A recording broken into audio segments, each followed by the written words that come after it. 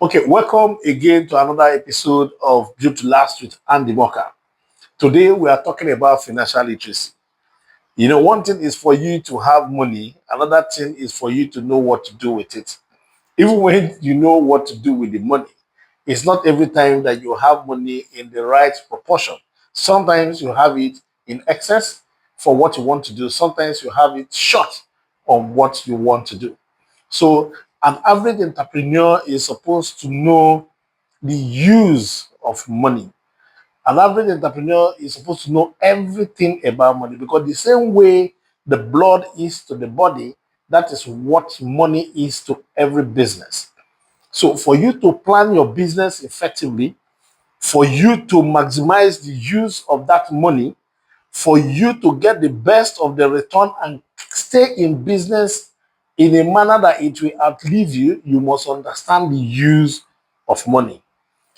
Now, in the olden days, the traditional businessmen, they do their trade, they get their cash. Some, they don't even take it to the bank at all. They keep it in the safe. The day they want to go and buy goods, they want to do reorder for their goods, they carry cash to the market to go and buy. But you find out that the disadvantage of what they were doing then was that they didn't know that each time they bring that money and keep it in the safe, waiting for them to have the right volume of money for them to go and buy whatever good that they need to buy, that money is just wasting there. That's what we call the time value of money. An entrepreneur that understands what you can do with money per time will maximize that money outside even the primary goods and services that the person is actually dealing on, because there's profit that comes from your normal trade, which is the goods and services that you are probably selling, as the case may be, or producing, as the case may be. Okay, there's a profit that comes with it, but at every point in time, there shouldn't be an idle cash. So entrepreneurs are meant to understand how to use money per time. Now, it helps you in budgeting and planning. If you understand the use of money, it helps you to plan your operations every year. You budget your operations. You say, okay, from January to December, what are we going to be needing? Because you would have projected your expenses, projected your revenue based on what you want to achieve for that year. So once you have a very good cash flow projection, you know how to fix in these funds per time. So wherever you have the excess, somebody that understands financial planning knows how to invest that excess, whenever you have a positive balance. Where you have a shortfall, you already know when you are going to have a shortfall. So you begin to plan towards how you're going to source it. So people don't just go borrowing. Funding a gap, if you have a very good financial literacy, as the case may be, you will know the kind of money that you will borrow per time. It's not all loans that you take. You understand the circle of your production. You understand the circle of your cash flow. Okay, so if you have a very good understanding of your cash flow, it will enable you know the type of loan that you're going to take. And if you understand the various types of loans that we have in the banks, it wouldn't make any sense for you to go and take a term loan where you would have taken an overdraft, because the moment you take the term loan, once you take a term loan, interest is accrued, whether the money has been disbursed into an account. If you don't know how to fix the money in the fixed deposit account, for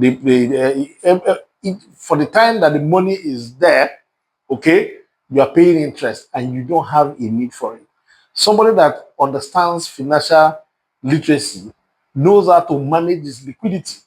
That for every time you have excess fund, you know where to put it in. For every time you have need for funding, you know the kind of loan that you're going to go for. It's not every time you go for loan. There are some you go for equity. Equity does not take, equity does not attract interest. You do dividend at the end of the day. You must own your business 100%. So an average entrepreneur should take time to go and understand money, the need for money, when to get money, when to apply money, when to invest money, when to borrow money, how to borrow, where to go and get it. If you need equity injection in your business, how to go about it. For entrepreneurs that are ditching their hand to spend money, because the problem we have in this part of our country or the part of the world is that most entrepreneurs don't know the difference between the operational cash flow, the business cash flow, and their personal funds. Most entrepreneurs are not on salary. Most entrepreneurs are doing philanthropy from their working capital. Now, an average entrepreneur is supposed to know the difference between his profit and the working capital. When you have a very good understanding of your finance as a businessman, you should be able to know how much you have in the bank, how much you have as stock, how much you have as receivable, how much you have as uh, maybe loans, as the case may be. So per time, you will know, not necessarily loan, how much, what portion of that your liquidity you can ascribe to profit, because your philanthropy and your givings, everything that you're going to do as an entrepreneur is supposed to come from your profits that you do. You're not meant to eat into your capital if you are not on salary. It's okay to be a philanthropist, but don't let it go beyond your profit, as the case may be. So, part time, if you are an entrepreneur that understands finance very well, you should have at the back of your mind, when you look at your reports on a weekly basis, you should know what you can ascribe to the profit as per what you have done as at that particular point in time.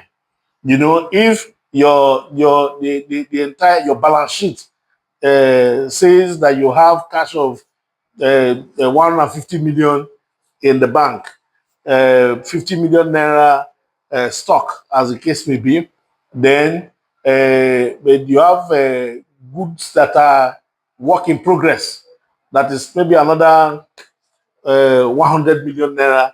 You add everything together, your business is worth maybe 400 million, as the case may be. I'm just taking a rough estimate.